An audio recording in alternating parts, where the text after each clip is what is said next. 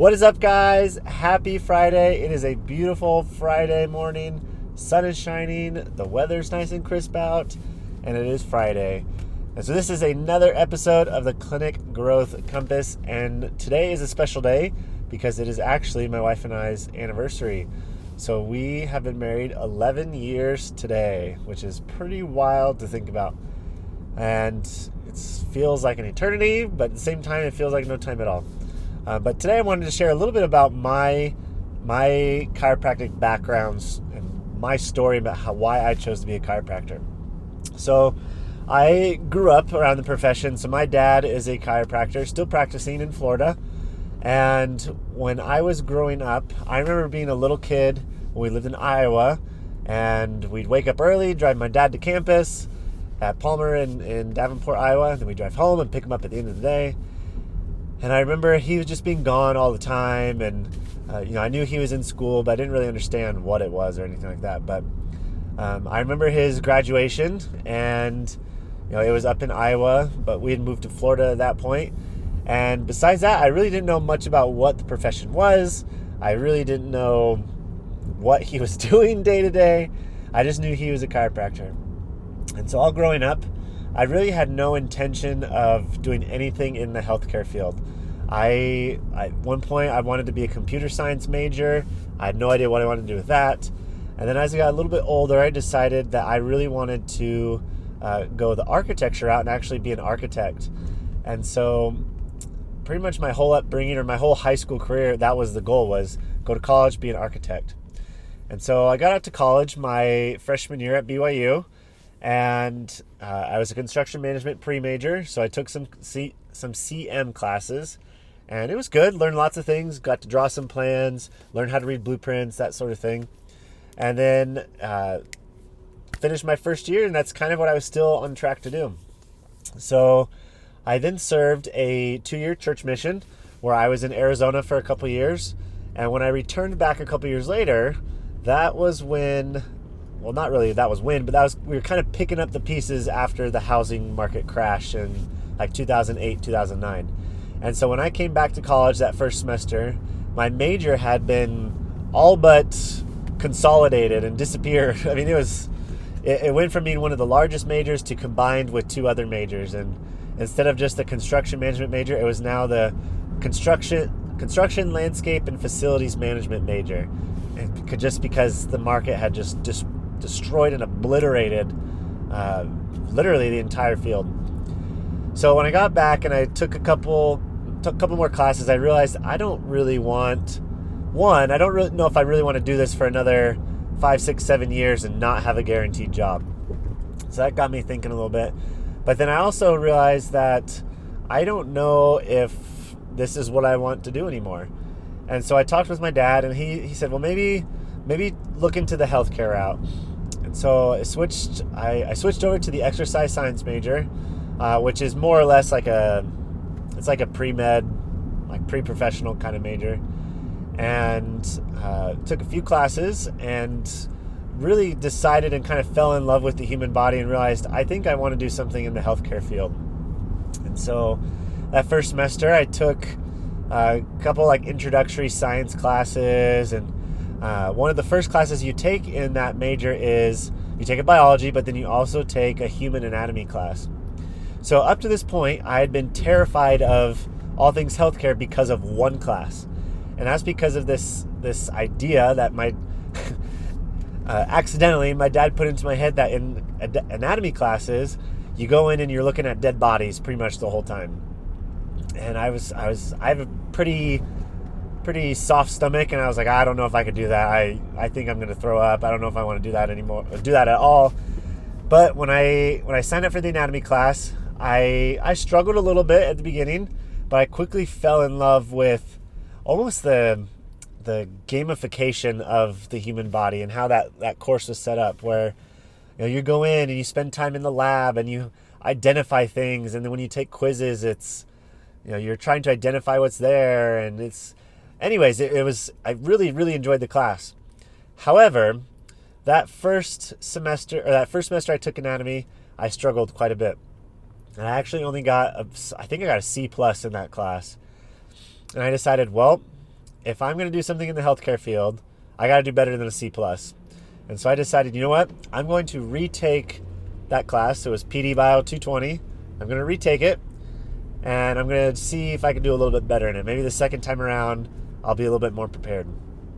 And so I did. So I took it a second time, did much better, and I fell in love with anatomy even more. And to this day, I still love the human body. I love studying anatomy. I love all things inside, and it's just, love it so much. But as I kind of went through this exercise science major, I then had to decide, okay, well, what on earth am I going to do as an exercise science major? And so at first I thought, well, I love sports. Why don't I look into being a sports doctor? So I thought about that for a little while. Then I was like, well, maybe I don't want to do that. Maybe I want to do like a pediatrician. So I went down that road a little bit. Then I was like, well, maybe I don't want to do that. Maybe, my soon-to-be wife at the time is going into the dental industry. Maybe I should be a dentist. I thought about that for a little while. I basically went through all these different medical professions and realized that, one, I was not committed enough to just put in the same amount of hours that all these other kids were studying and getting straight A's. And I didn't really know how to study very well. And so I thought, there's no way I can, these are the guys I'm competing with to get into medical schools. And, nothing against, these medical schools. I'm like, you know what, I am too much of a human being, and I have too many things I enjoy doing to literally drown myself in studying.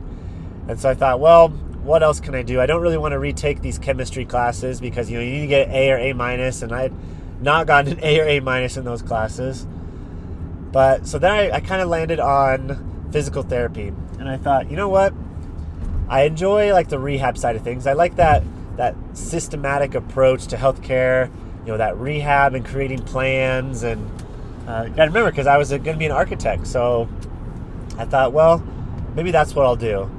And to be frank, PT school would be a little bit easier to get into. I had the grades for that. Maybe not so much medical schools, but PT schools. And so that's kind of what I settled on. I said, okay, PT, here we go.